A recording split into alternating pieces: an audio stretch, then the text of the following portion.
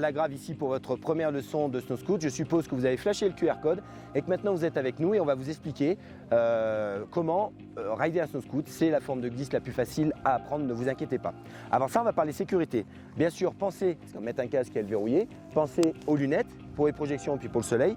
Les gants, c'est un minimum. Et puis bien sûr, vous n'oubliez pas de mettre le leash pour les remontées mécaniques et puis pour descendre sur les pistes.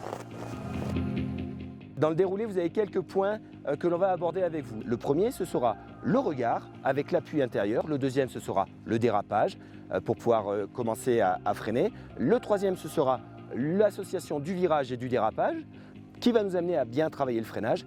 Et on terminera après sur la position du corps sur le snow scoot pour faire tout ce qu'il faut pour faire un beau virage coulé avec un bon freinage. Le regard, contrairement au ski, on ne regarde pas comme ça le bas de la piste, on regarde sur les côtés. Plus c'est large, mieux c'est et plus on profite du paysage. Donc quand je vais faire un virage, je tourne la tête si je vais à gauche, je tourne la tête à droite si je vais à droite. Donc le but, ce sera d'appuyer sur le pied gauche pour tourner à gauche et on appuiera sur le pied droit pour tourner à droite. Si on appuie sur le pied extérieur, je fais un virage à gauche, j'appuie à droite, le snow scoot il va se remettre à plat. S'il est à plat, naturellement il va aller tout droit. Je vais préparer mon virage. Je vais à ce moment-là, la première des choses, ça va être regarder où je veux aller. Je lève mon pied extérieur et je n'appuie que sur le pied intérieur. Ce qu'il faut bien vous rendre compte, c'est que le guidon est accessoire. Le plus important, c'est les appuis sur les jambes.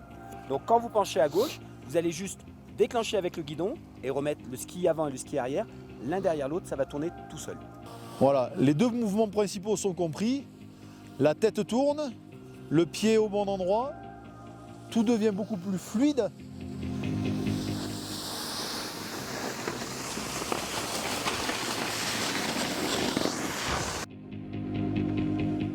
Donc pour le dérapage, il suffit de faire l'angulation sur le guidon ou le remettre à plat. On va être jambes légèrement fléchies, légèrement sur l'arrière. La position, c'est celle-là.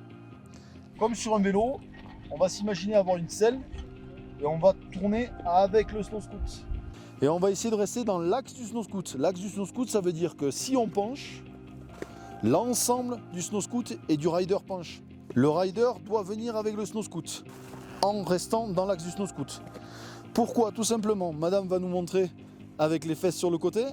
Si on fait ça, le poids est là-bas et les bras sont obligés de forcer pour amener le snow scoot. Le snow scoot, lui, va vouloir être à plat. Quand il est à plat, il va tout droit. Deuxième chose, on va mettre les fesses vers l'intérieur.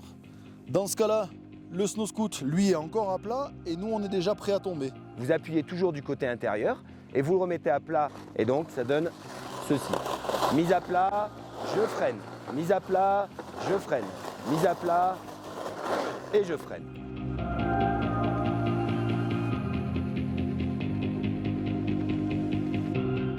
Premier éducatif, on a vu le virage avec le pied intérieur, le regard. Le deuxième, le dérapage. Maintenant, on associe ces deux-là. C'est-à-dire qu'on va faire un virage dérapé pour contrôler sa vitesse en sortie de courbe. Donc on appuie toujours à l'intérieur, on regarde où on va, on tourne et après on met à plat, on freine, à plat, on freine.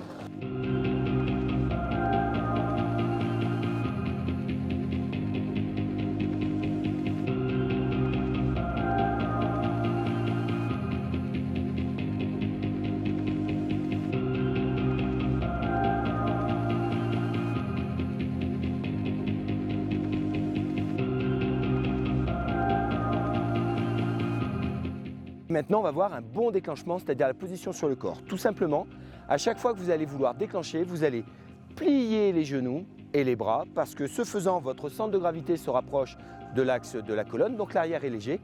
Et en faisant ça, ça pivote tout seul et dès que vous commencez à tourner, vous allez pousser jusqu'à la fin de votre courbe. Si vous faites un virage serré, vous poussez vite. Si vous faites une très grande courbe, eh bien, vous allez pousser lentement, tout simplement.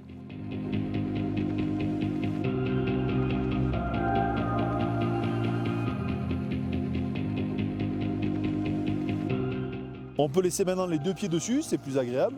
Ça permet de faire des virages plus petits. On continue à regarder le plus loin possible.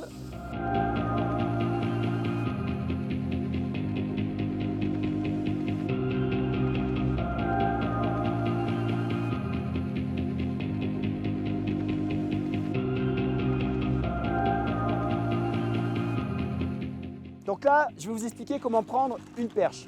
La première des choses à penser, c'est de quel côté on met son leash. Si on a le leash à gauche, on prend la perche à droite. Si on l'a à droite, on prend à gauche. On va dire que je l'ai à droite. Donc là, je peux me retourner et laisser le scoot devant. Je tire, je mets tranquillement et ensuite je monte sur le snow scoot. Je prends la perche à deux mains. Voilà.